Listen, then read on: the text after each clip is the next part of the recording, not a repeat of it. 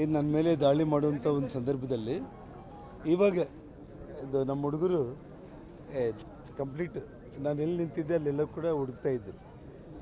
ಗಾರ್ಡನ್ನಲ್ಲೆಲ್ಲ ಕೂಡ ಬಿದ್ದಿರುವಂಥದ್ದು. ಇನ್ನೊಂದು ಬುಲೆಟ್, 2 ಬುಲೆಟ್ಗಳು ಇವಾಗ ಸಿಕ್ಕಿರುವಂಥದ್ದು. ನಮ್ಮವರು ವೀಡಿಯೋಗಳು ಮಾಡಿರೋ ಪ್ರಕಾರ ಸುಮಾರು 8 ರೌಂಡ್ ಮನೆ ಮೇಲೆ ನಾನು ಇದ್ದಿದ್ದ ಕಡೆ ಟೋಟಲ್ 8 ರೌಂಡ್ ನನ್ನ ಮೇಲೇ ಅವ್ರು ಫೈರ್ ಮಾಡಿದ್ದು, ಮತ್ತು ಗಾಳಿಯಲ್ಲಿ ಫೈರ್ ಮಾಡಿದ್ದೆಲ್ಲ ಕೂಡ ಬೇರೆ ಅಂತ ಹೇಳ್ತಾ ಇದ್ದಾರೆ. ಆ ಗಲಾಟೆಯಲ್ಲಿ ನಮ್ಗೆ ಗೊತ್ತಾಗಲಿಲ್ಲ, ಅದ್ರ ಬಗ್ಗೆ ನಾನು ಗಮನ ಕೊಡಲಿಲ್ಲ. ಇವಾಗ ಇನ್ನೊಂದು ಬುಲೆಟ್ಟು ಸಿಕ್ಕಿದೆ, ಹುಡುಕ್ತಾ ಇದ್ದಾರೆ. ಇನ್ನು ಸುಮಾರು ವಿಡಿಯೋದಲ್ಲಿ 8 ಬಾರಿ ಅವರು ಫೈರ್ ಮಾಡಿರೋದು ವಿಡಿಯೋಗಳು ಸಿಕ್ಕಿದೆ. ಹೌದು ಹೌದು.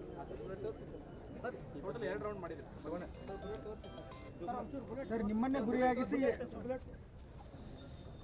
ಫೈರಿಂಗ್ ಅಂದರೆ ಎಲ್ಲ ಪ್ರೀ ಪ್ಲ್ಯಾಂಡಾಗಿ ರೆಡಿ ಮಾಡಿ ಇಟ್ಕೊಂಡಿದ್ದೆ ಎಲ್ಲ ಕಂಪ್ಲೀಟ್. ಹೌದು, ಬರ್ತಿದ್ದಂಗೆ ಇಲ್ಲ ಅಸಲು. ಆಲ್ಮೋಸ್ಟ್ ನಿಮ್ಮವ್ರು ಯಾರು ಇರಬೇಕು ಅಂದ್ಕೊಳ್ತೀನಿ.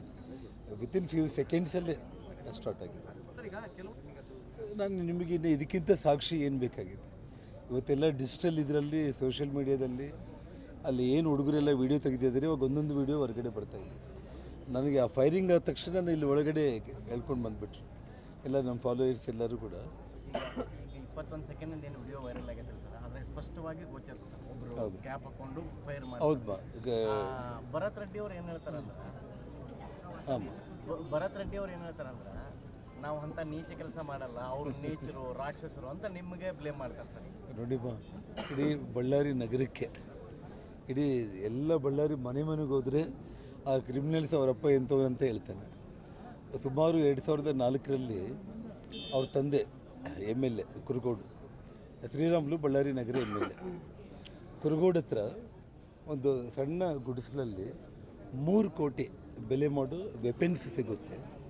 ಒಬ್ಬ ನಕ್ಸಲೈಟು ಪೊಲೀಸರ ಕೈಯಲ್ಲಿ ಪಂಕಜ್ ಕುಮಾರ್ ಠಾಕೂರ್ ಅಂತ SP, ಅವರು ಟ್ರಾನ್ಸ್ಫರ್ ಆದಾಗಲೇ ನಾನು ಅವ್ರಿಗೋಸ್ಕರನೇ ಅವತ್ತು ಕುಮಾರಸ್ವಾಮಿ ಅವರಿಗೆ ನನಗೆ ಒಂದಿಷ್ಟು ಮಿಸ್ಅಂಡರ್ಸ್ಟ್ಯಾಂಡಿಂಗ್ ಆಗಲಿಕ್ಕೇ ಈ ಕ್ರಿಮಿನಲ್ಸೇ ಕಾರಣ. ಅವತ್ತು ಈ ಕ್ರಿಮಿನಲ್ಸಿಂದನೇ ಆಗಿದ್ದು.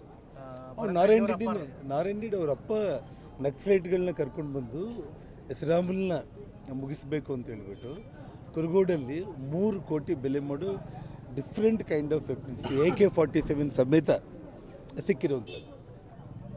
ಸೊ ಹಾಗಾಗಿ ಕ್ರಿಮಿನಲ್ಸ್ ಅವರೆಲ್ಲ ಕಂಪ್ಲೀಟ್. ಆ ಕ್ರಿಮಿನಲ್ಗಳ ಬಗ್ಗೆ ನಿಮಗೆ ಎಷ್ಟು ಹೇಳಿದ್ರು ಕೂಡ ನಾನು ಮತ್ತೆ ನಿಮಗೆ, ನೀವು ದಿನ TV ಯಲ್ಲಿ ಸುದ್ದಿ ಮಾಡಬೇಕೆಂದ್ರೆ ಬರೀ ನಮ್ಮದೇ ಸುದ್ದಿ ಆಗುತ್ತೆ ಅಷ್ಟೇ.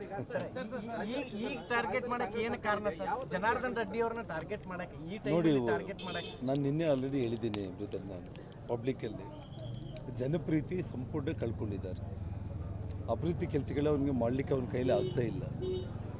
ಸಾಕಷ್ಟು ಸಾವಿರಾರು ಕೋಟಿ KMRF ಫಂಡ್ಸ್ ಇದ್ದರೂ ಕೂಡ ಅದನ್ನು ಅವನು ಉಪಯೋಗಿಸ್ಕೋಬೇಕಾದ್ರೂ ಕೂಡ ಮೊನ್ನೆ ಅಸೆಂಬ್ಲಿಯಲ್ಲೇ ಮಾತಾಡ್ತಾ ಇದ್ದ, ಅದು ಕೂಡ ಬರ್ತಾ ಇಲ್ಲ ನಮಗೆ ಅಂತೇಳಿ ಅವನೇ ಮಾತಾಡ್ತಾ ಇದ್ದ. ಅಂದರೆ ಅವನು ಕಾಂಟ್ರಾಕ್ಟ್ ಕೆಲಸಗಳು, ವಾರ್ಡಲ್ಲಿ ಮಟ್ಕಗಳು, ಕ್ಲಬ್ಗಳು, OCಗಳು, ಡ್ರಗ್ಸು ಮತ್ತು ಉಸುಗು ಪ್ರತಿ ಗೌರ್ಮೆಂಟ್ ಅಧಿಕಾರಿ ಕಡೆಯಿಂದ ಪ್ರತಿ ತಿಂಗಳ ಮಾಮೂಲಿ ವಸೂಲಿ ಮಾಡಬೇಕು. ಅವರ ಹಣ ಕೊಟ್ಟಿಲ್ಲ ಅಂದರೆ ಇಲ್ಲಿಂದ ಟ್ರಾನ್ಸ್ಫರ್ ಮಾಡ್ಕೊಂಡು ಹೋಗ್ರಿ ಅಂತ ಅವ್ರ ಮೇಲೆ ಒತ್ತಡ, ಇದು ಅವನ ಗುಣ. ಸೊ ಹಾಗಾಗಿ ಅವನಿಗೆ ಏನಾಗಿದೆ, ಜನಪ್ರೀತಿ ಕಂಪ್ಲೀಟ್ ಹೋಗ್ತಾ ಇದೆ. ಹೆಚ್ಚು ಕಡಿಮೆ 2 ವರ್ಷ ಚುನಾವಣೆ ಇರುವಂಥದ್ದು. ಈ ಸಮಯದಲ್ಲಿ ನಮ್ಮ ಮೇಲೆ ಅಟ್ಯಾಕ್ ಮಾಡೋದ್ರಿಂದ ಆ ವಾಲ್ಮೀಕಿ ಬ್ಯಾನರ್ನ ನೆಪ ಇಟ್ಕೊಂಡ್ಬಿಟ್ಟು ನಾನೇನೋ ಹೀರೋ ಆಗ್ಬೋದು ಅಂತ ಅವನು ಪ್ರಯತ್ನ ಮಾಡಿದ. ಬಟ್ ಭಗವಂತನವನ ಮೇಲೆ ಒಬ್ಬ ಇದ್ದೇ ಇರ್ತಾನೆ. ಅವನು ಮಾಡಿರೋ ಎಲ್ಲ ಕುತಂತ್ರದಲ್ಲಿ ಇವತ್ತು ಇಡೀ ಜಗತ್ತಿಗೆ ಅವನು ಏನನ್ನೋದು ಇವತ್ತು ಎತ್ತಿ ತೋರಿಸಿದ್ದ.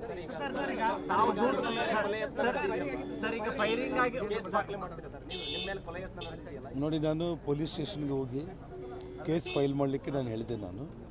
ಅವರು ASP ನಮ್ಮ ರವಿಕುಮಾರ್ ಅವರು ಇಲ್ಲಿಗೆ ಬಂದು ಇನ್ಸ್ಪೆಕ್ಟರ್ಗಳನ್ನ ಕರ್ಕೊಂಡು ಬರ್ತೀನಿ, ನೀವು ಬರೋದ್ರಿಂದ ತೊಂದರೆ ಆಗ್ಬೋದು, ನಾವು ಇಲ್ಲಿಗೆ ಬಂದು ಕಂಪ್ಲೇಂಟ್ ತೊಗೊತೀವಿ ಅಂತ ಹೇಳಿದ್ದಾರೆ. ಇವಾಗ ನಮ್ಮ ರಾಜ್ಯಾಧ್ಯಕ್ಷರು ವಿಜೇಂದ್ರ ಅವರು ಬರ್ತಾ ಇದ್ದಾರೆ. ಅವರ ಸಮ್ಮುಖದಲ್ಲಿ ನಾನು ಪೊಲೀಸರಿಗೆ ಆ ಕಂಪ್ಲೇಂಟ್ಸನ್ನು ನಾನು ಇವತ್ತು ಲಾಂಚ್ ಇಲ್ಲ, ಅವರೇ ನಾವು ಬರ್ತೀವಿ ಅಂತ ಅಲ್ಲಿ ನಾವೇ ಬರ್ತೀವಿ. ತಮ್ಮ ಮೇಲೆ 3 FIRಗಳು ದಾಖಲಾಗಿರ್ತಕ್ಕಂಥ ಸರ್, ಒಂದು ಸುಮೋಟೋ ಕೇಸ್ ಆಗಿದೆ ಸರ್. ನೋಡಿಮ್ಮ, ನಮ್ಮ ಮನೆ ಮೇಲೆ ಬಂದು ಇಲ್ಲೇ ದಾಳಿ ಮಾಡಿ ಕೇಸ್ ಮಾಡ್ತಾರೆ ಅಂತಂದರೆ ಪೊಲೀಸರು ಒತ್ತಡದಲ್ಲಿ ಮಾಡ್ಕೊಂಡಿರ್ಬೋದು. ತನಿಖೆಯಲ್ಲಿ ಎಲ್ಲ ಸತ್ಯಾಂಶಗಳು ಅವ್ರಿಗೆ ಗೊತ್ತಾಗ ಕಾನೂನು ಹೋರಾಟ ಮಾಡ್ತೀವಿ ಸರ್. ಮತ್ತು ನನ್ನ ಜೀವನನೇ ಕಾನೂನು ಹೋರಾಟ ಮಾಡೋದು ಯಾವತ್ತು ಇಲ್ಲೇ ಕೊಡಿ ಇಲ್ಲ ಅವ್ರು ವಿಜೇಂದ್ರ ಬರ್ತಾ ಇದ್ದಾರೆ ಅಲ್ಲಿ ಬರ್ತೀನಿ